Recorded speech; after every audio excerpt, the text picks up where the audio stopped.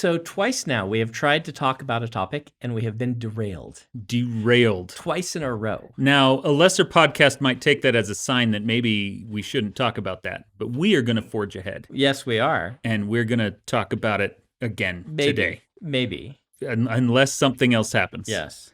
Should we see if this food heist derails us right off the bat? Go for it. Okay, so this one happened fairly recently, actually, just last month. Ooh. This was in Norway, 40 minutes north of Oslo. This was sent to us by alert reader Simon Gasland. I don't know how to pronounce the A with the little thingy over it. But somebody stole 4 metric tons of frozen king crab. Wow. Yeah. That's not only a large amount of crab, that is probably pretty expensive. Well, not as expensive as I would have expected it to be. But they did the whole thing in 32 minutes. Wow. In and out, incredibly professional. They were caught on camera, but they haven't been identified. But yeah, so according to this, 4 metric tons of frozen king crab is $265,000. Okay. Which is, that's good. That's enough to get you some respect in food heist prison. Yeah. I mean, no one else is bringing crab legs. We got lots of people who are, bringing whatever they can steal from the local supermarket. But the crab legs people, I think they're getting welcomed in. Well, and the same storage facility had a bunch of crayfish that did not get touched. Okay. These people knew where the crab was. They went straight for it. You. Yeah. They did not want crayfish. They wanted king crab. Okay. So there you go. So it's surgical strike. Surgical strike. Planned, professional, in and out, get it done. It's nice to be dealing with some professionals again for once, After so long. These others slipshod operations. Mm-hmm. Yeah. Somebody who takes pride in their work. Mm-hmm. And you could eat the crab, right? And then you could make armor out of what's left. Oh, yeah. You could. Mm-hmm. That, for the gladiatorial ring in food heist prison. So you gotta get some cool armor for that. Somebody who's carved a crab shell into a shiv. I mean, if you in food heist prison, you can't make a shiv out of anything normal, right? No. Like the guy over there with the butter shiv, not getting real far. He is not going far. No. And every chucklehead in there's got like a candy cane shiv, right? Yeah, right. Because so unoriginal. Yeah. Mm-hmm. But a crab shell shiv. Yeah. You said that very deliberately. I wanted to make sure I did not mispronounce the word shell. Yes, if you do that, I mean, you might get a crab shell shiv in you. Mm-hmm. Yeah. Mm-hmm. I'm looking suspiciously at everyone in the room with us. I've been Who's packing crab shell to that part of Norway. One time I flew into Oslo and was driven about an hour north of Oslo to do a book signing. Was it last month? No. I had to set it up way earlier, and then my meetings. Oh, okay. Okay. No. It was actually one of the few times that the bookstores just paid to bring me. I was in Europe already, and they're like, can we buy you a flight so you can come do a signing? It was early enough in my career that I thought that was really novel. I'm like, wow, bookstores just flying me to Oslo. They took really good care of me. They took me out for some nice Ethiopian food afterward at a the classic signing. of Norwegian cuisine. Yep. It was 2 a.m., still light, which was, of course, I'm glad I got the experience of getting out at 2 a.m. and it still being bright outside. Not noonday bright, but 5 p.m. bright. So, yeah. I love those. Whenever I have a reason to go to Europe, I love telling every contact I have, hey, I'm going to be in Europe just in case you need me for anything. Because like Hungary can't afford to fly me over. Yeah. But if I'm already in Germany, they can absolutely. Both times I've been to Hungary, it was just kind of an attack of opportunity. And I love that. That's how I got to go to Portugal. That's how I got to go to Hungary. That's how I went to a bunch of different places. Bulgaria, it was the same sort of thing. They're like, hey, we hear you're going to be in the area. Can we fly you into Sofia and have you do a signing for us? Which was a really fun signing because the publisher, I signed at a mall, just like in the big foyer out in the mall, and he DJ'd it himself. Oh, that's so cool. Brought his own equipment in and was sitting back there DJing and doing the music and things while people were coming through getting books signed, which was awesome. That's cool. It's interesting there in Bulgaria. Sci-fi fantasy, not a huge deal from what I got, but there's like a couple of publishers who own a bookstore, and that's the place you can go to get Western science fiction and fantasy. And you sell the rights to the publisher, who sells it only basically at that bookstore. And so it was me and the Smurfs was his other big acquisition that he was selling. So. Did they bring any actual Smurfs over? I did not see any Smurfs. No, yeah. I feel like maybe I wasn't a big enough deal to warrant warrant Smurf. Yeah, not even Brainy. Yeah. Just not even the dumb one. Yep.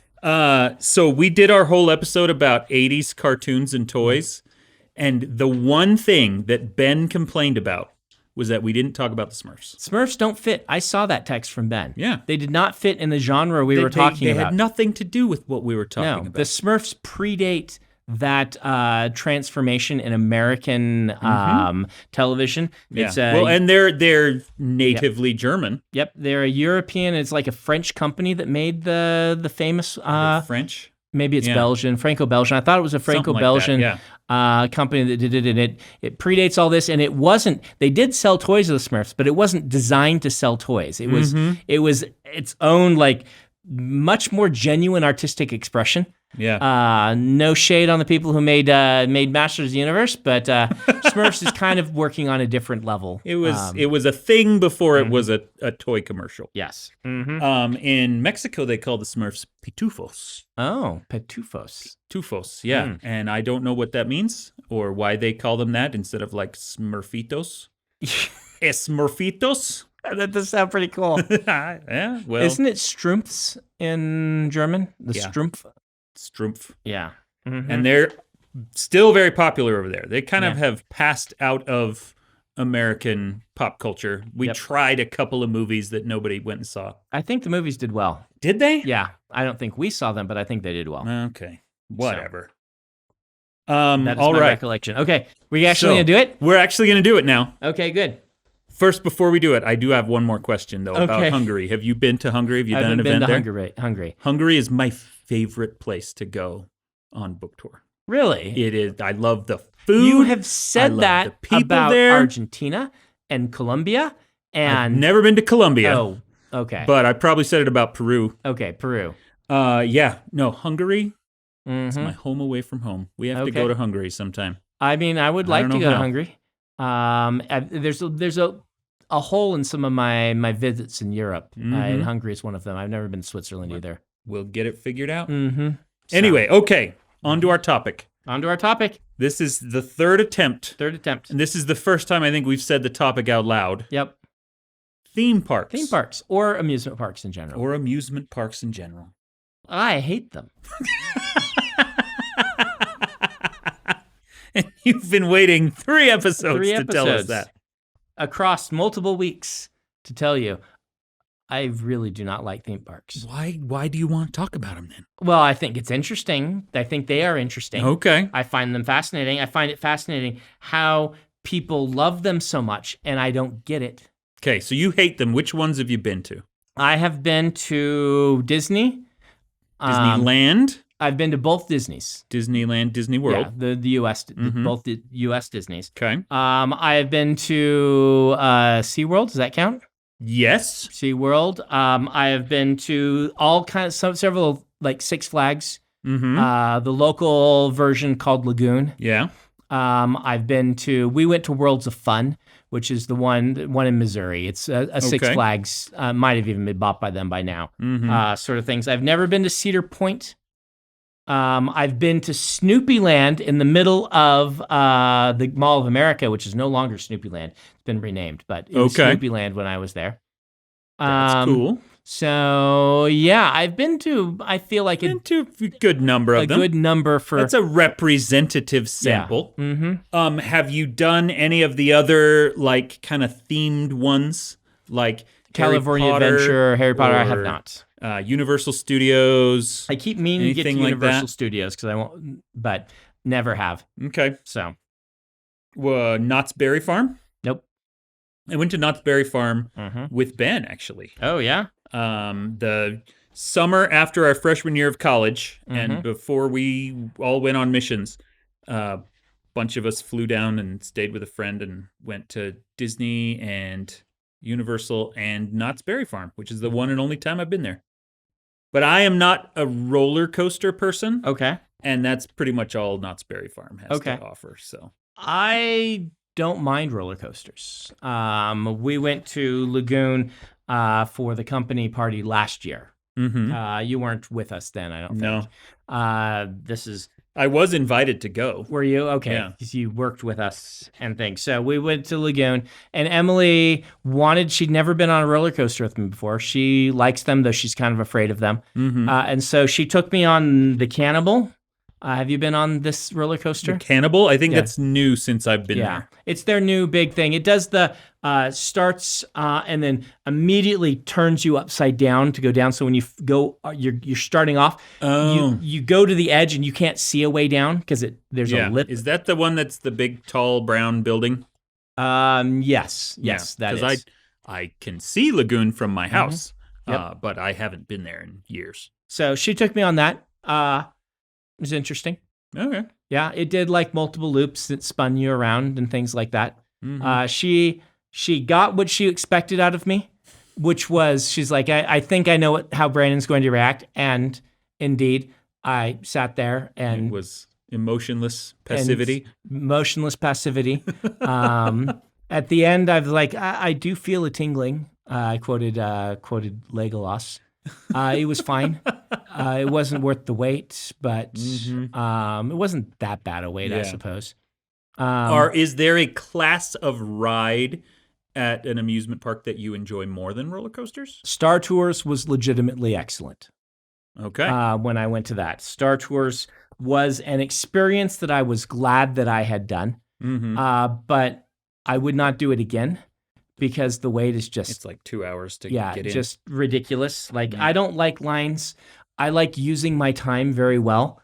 Standing in line does not feel like a good use of my time. And so that's number one. Standing in line for things. Number two, like, I can do all of that in my head. The roller coasters and stuff, and have many, many times. And so you get a slightly different physiological reaction when you are on the thing. But, I can come up with a better one in my head to go on if I really want to. Here's the trick to avoiding lines. My mom is in a wheelchair. Yes. So whenever I go to Disneyland, I try to take her with me. And then we just skip all the lines. It's awesome. But you can't, not everyone can't do that. Because if you did, then there's no line. Did you hear the scandal? This was 5 or 6 years ago. I did hear that. Some lady had organized a group of people in wheelchairs that you could hire to go to Disneyland with you. Yep. I will say that I did try to push for, hey, could we do like the rich person thing? But Emily didn't want to do it, and it just kind of felt like if you're going to Disney, you should have the full experience of waiting in the lines and everything. So we didn't do like the rich person thing. You can like buy a person from Disney. They're okay if you buy them from them, but like puts you on the rides fast and stuff like that. And I didn't end up doing that. I'm glad that I didn't. Like, this is the experience. I'd never been to Land. I'd only been to World. Oh, okay. And so, but I still didn't like it. It's not a thing that I would choose to do with my time. I mean, my family liked it, so I'm totally fine going. Yeah. And, doing Did you go things. on the Indiana Jones ride? I didn't go on the Indiana Jones ride. Is it good? That's the cool one. I went on the Tower of Terror, which was the best of them. Star Tours was the best. Tower of Terror was number 2. But again, that's just jerking you around. Right? Yeah. And so it's like, I was on that with Adam, I think, We ran off. Yeah, no, you're there. We went together because Emily complains that neither of us gave much of a reaction. She misremembers that. Yeah. I remember looking at the picture of myself and making fun of myself because I giggle like a schoolgirl Yeah. on rides. But I remember your look quite well. Yeah. Arms folded, blank stare in the Yeah. picture. It was quite fun. It's like all the Splash Mountain Yeah. memes where people try to take photos of themselves being very bored. You're just like that naturally. I'm not bored, but it just Yeah. is. Mhm. So I don't quite get out of roller coasters what other people do. Yeah. I don't like lines. I don't like crowds. And the level of merchandising and marketing that goes on doesn't appeal to me. It makes me, it destroys the magic of it for me by how much Disney in particular is always trying to sell you something. Yeah. And that does diminish my enjoyment of it.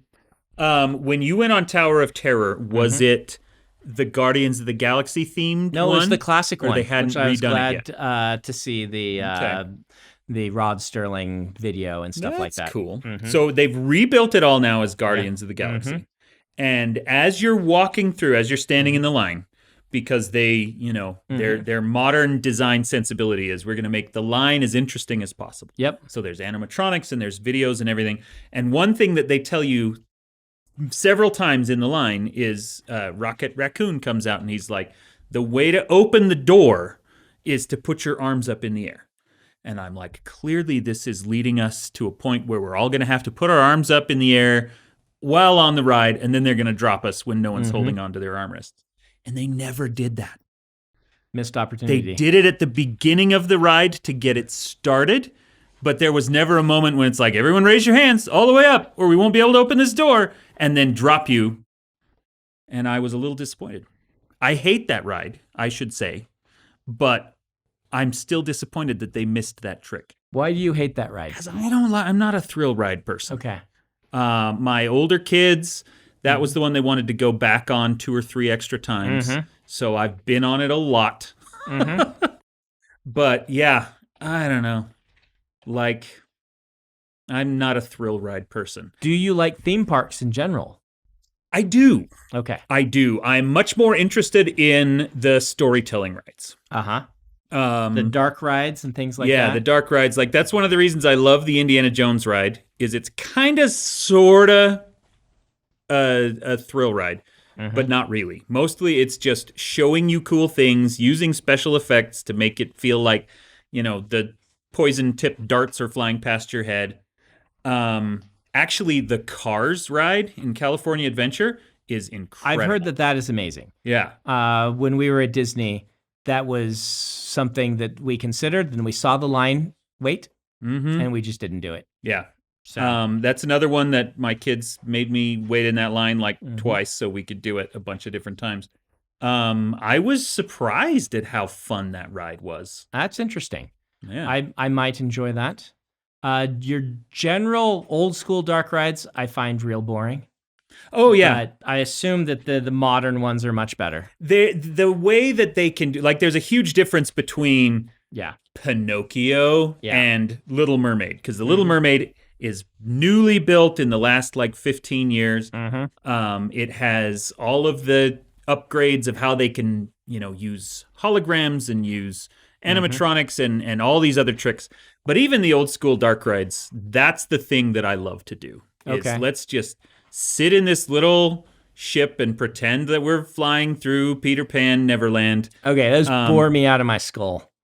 Yep. I like them because they're cute. Okay. I just like the detail that goes into them. Okay. I can appreciate the craftsmanship. And that's something that Disney does better. So, we went to Legoland in Germany all the time when we lived there. And Legoland has some dark rides as well. It's mostly roller coasters and stuff, but they have a few dark rides. And they just don't have the same level of care and attention to detail. The fun thing about Mr. Toad's Wild Ride is that there's 1,000 little jokes in the corners and you can spot different things you haven't seen before. And Legoland is much more workmanlike. Like, here's our ride. Here's the one thing you're supposed to look at. Enjoy People love Mr. Toad's Wild Ride. But this is maybe something we should talk about. I don't quite get Disney people. it. Okay. Is Dawn one of those? No. Okay. Because she has the air that she could be, right? Yes. Right? Like Kathy, my sister-in-law, is one of them. Yeah. She's often in the peanut gallery here. She just loves Disney to a level I consider irrational, but a lot of people are like that. It's like Disney is this thing. They go to Disneyland every year or multiple times. The bunch of the companies going for Halloween. Anyone here going? Yeah. Oh, Yeah. Both so Octavia and you're one. You're a You were Disney giggling adult? back there. So's Jane. Jane, yeah, my sister Jane. my sister Allison is 100% a Disney person. They try to go at least once a year. Why? Here, Why? come closer to a microphone. Tell us why. Explain to me why. Like, I just want to understand. All Disney adults. Yes. Why? It's literally the happiest place on earth. How could you hate it? She's been stewing in the background, sitting in the corner in the dark. It's magical. Everyone is smiling. It's fun. I like the merch. I know you said you hate the merch. I love the merch. I like themed food. I like all the characters walking around. Okay. I like Halloween, so we're going at Halloween and dressing up. Now, here's one thing that I have to give and I have to mention for the Disney people. I went to Disneyland at the wrong time. I went in June. Oh yeah. Worst time. Which not just too hot, way crowded. June is when the summer passes overlap with the local passes. Mm-hmm. So And you so get bigger crowds. It was like wall to wall people, which is going to diminish my enjoyment of it. It's when we could go. But I am happy that the Disney people like their Disney. I do not get it at all. It doesn't make any sense to me. Do you want to know what the two busiest weekends at Disneyland are? What? Halloween Uh-huh. and Utah's teacher day. Okay. What UEA. Really? Yeah, because as soon as UEA hits and all the schools are off for like 2 or 3 extra days, there's a massive migration down. And everyone takes their families, their giant minivans loaded full of little kids. Yeah. And those are the two biggest weekends that Disneyland has. I have been invited by a person who shall remain unnamed to visit the fancy exclusive club in Disney. What's it called? 23 or 33? Yeah. It's got a number. Okay. Do you want to look that up for me, Anna? I did not know there was a So, fancy exclusive There's club. a fancy exclusive club that you have to know the secret knock, and you have to be on a waiting list for 15 years to get a membership, and then it's Club 33, and then it's mid 5 figures a year for membership. Wow. And things That's like that. Lunacy. So I have been invited to go to that, and I think I would enjoy saying that because behind the sscenes or behind the curtain, that's not really behind the scenes, but would be interesting. This is suddenly reminding me of the scene from 30 Rock where Jack and Jerry Seinfeld were trying to one-up each other of which exclusive rich person islands they knew about. Oh, they knew about, huh? Yeah. Yeah. And Jerry Seinfeld knew of an island that Jack had never even heard of. I don't know of many islands. You haven't been invited to the rich guy I've islands not yet? been invited to the Glass Onion Island. That's too bad. No, I have been invited to Club 33, though, which I do think would be fun. That would be interesting. And maybe my perspective of Disney would change if I were front of the line, but I also would feel guilty being front of the line, right? Like, not if I were in a wheelchair, but, people wait a long time for those rides. I waited a long time for those rides. Yeah. Like, I don't know, like... It is always hard when you've waited for Splash Mountain for 2 hours and you're almost there, and then you watch someone walk up Mm-hmm. and just get right through the fast line because they have a special pass or whatever they Or have. they're The Rock or something. Yeah. I mean, if you're The Rock, you can't go to Disneyland any other way. You cannot wait in line if Yeah. you're The Rock. It's That going to would be cause ridiculous. a hazard to everyone around crowding and things like that. So Mm-hmm. I understand why that exists. I just don't know that. Yeah. Yeah. I do need to mention a Mhm. friend of mine who's the biggest Disney person that I know. His Mhm. name is Dave Bird. He's a graphic designer that I worked with at 2 different companies back when I Yep. had a real job. Fantastic friend. Mhm. He is a huge Disney person. He's like a 2 or 3 times a year Disney person. Uh-huh. But he also, and the reason I'm mentioning him by name, he does art glass. Mm-hmm. And he has actually gotten a license by Disney to do licensed Disney stuff. Mm-hmm. And so he's done several Star Wars things and Haunted Mansion things and Mickey things. And so look him up. You can get like licensed Disney cool handmade art glass. And art glass is like stained glass, right? And he does really neat things. I can tell you 2 things I do like. Okay. The Disney cruise that I took my family on was fantastic. Okay. Just really, it felt great. We were well taken care of, and it was worth the money and things like that. Cool. So I enjoyed that. And I still have a fondness for water parks. Really? Yes. As a kid, I loved going down the water slides, Mm-hmm. and that still resides within me. The love, the feel of going through the tube at the water slide and things like that. There's just something about that feels more visceral and more real than being on a roller coaster, where I feel like I'm just kind of being pulled in some directions and going with the flow down the through the water tube. It works for me better than a roller coaster does. So I do like them. Did you ever do this thing? We used to have in Salt Lake a water park called Raging Waters. It's closed now. And they had the big wave pool. Yep. And we would always do this thing where we would go every end of school year with all the other kids from school. And the older kids would get on tubes and hold hands and hold the handles and make like a giant raft. And then the younger kids spent the whole time trying to knock them off and dump them over. That sounds like fun. I never did that. It was so fun. It's the most fun I've ever had at a water park. That's interesting. Yeah. Do you like water slides? I do like water slides. I don't, again, I'm not really a thrill ride person, so the ones that are like, we're going to drop you 100 meters, and that doesn't excite me. Yeah. But I love zooming down them, especially the ones where you can ride the tubes. Yeah. I love all that. There is something about those.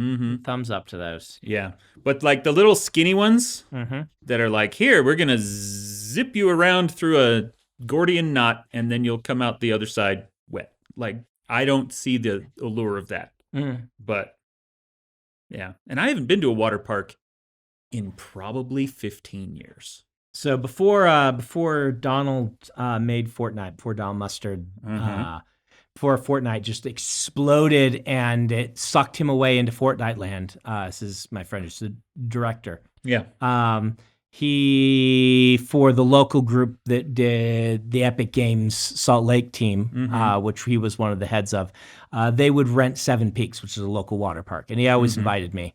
So they would just rent it out for the company. And so 4 or 5 years in a row, my family and I just went to that when it was just us. And that was pretty awesome. That's cool. You don't feel, I feel much less bad then because there are no lines, because there's, 50 of you in the whole water park. And you can just go on them over and over again. And I would take my kids, and that was a blast. So That's cool. Donald, if you're watching, thank you. I do want to say before we're done with with this, the thing I love most about parks like this, whether it is a theme park or just a regular amusement park. I love when it gets dark and they turn on all the lights, the fairy lights and the different lights, and just walking around. Similar to the way that I like the dark rides, because I just like the ambiance of where I am. I mean, we haven't mentioned, I enjoy Epcot for that reason. The times I've been to Epcot, it's been less crowded, more about the ambiance, less about the lines. Yeah. So, and you don't, when you get late and everyone's kind of tired and you're like, well, we're not going to stand in lines anymore. Let's just find something to eat and let's walk around, and it's cool. And there's just neat things. Like even Lagoon, which is the local kind of roller coaster park.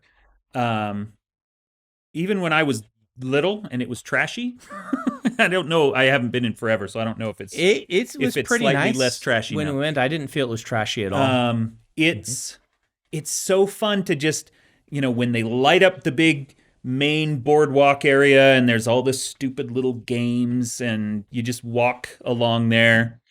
And I don't know. I love that. I will tell you this. I wasn't going to do any of the stupid little games when we went to the Lagoon last year. They have gotten smart. Carney games. Smarter than I thought they would ever get. Okay. My kid looked and saw that prize, and the guy's like, if you go buy the pass for a kid, they can play till they win. And there's like a thing you buy that's like, it takes like, you get the pass, and one play is one punch, and if you do, like, if they're under a certain age and you do like 3 punches, it's like, just go until you get the prize that you want. Yeah. And so you buy a pass that's the approximate value of the giant stuffed animal anyway. Yep. And then they just earn it by playing the little game. That's clever. And each of my kids got the exact prize they wanted. It's a little overpriced for the prize, but they got to play all the games. And I'm like, okay, this is a way. If you can guarantee me that the kid can have that, and I'm not going to spend $300 of them trying to do this. It was just like, here's the flat fee. You get the prize. You got to win. You got to play until you get the prize. It is deeply ironic. Yep. That, in the age of predatory loot box video games, that Carney games are the ones who've taken the high road. Yes. That's amazing to me. Yep. I love it. It's a whole scene in Yumi and the Nightmare Painter, Secret Project 3, about an amusement park. Well, so it's on my nightstand. Yeah, so you'll get there. I actually, there is a fondness to them, even though I open this by saying I hate them. I don't hate them. I don't want to go spend my time at them right now.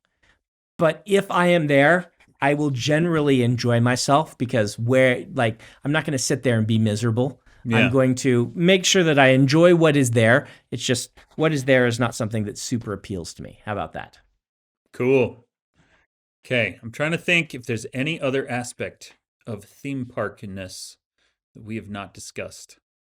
I do remember when I was a kid, that transition point between wanting to ride rides and wanting to not ride rides, like the kid rides, right? Because I remember going to Worlds of Fun once and only playing video games in the arcade. And before I'd always enjoyed it. The whole time, just went in to them like, they have an arcade? All right, give me the money. But, I've got a story to end us on. Okay. Stories of Brandon tormenting his brother. Love them. Becoming My a favorite genre of story. Because Jordo, Yeah. It's Jordo. Jordo does not like roller coasters at all. Okay. He hates them. You will go on them with your kids and just be like, I'm going to be uncomfortable for a little bit as it jerks me around. Yeah. He despises them. Okay. When we were at Disney World, and I would have been 8 or 9 and he would have been 6 or 7, something like that. Maybe I was like 10 and he was 8.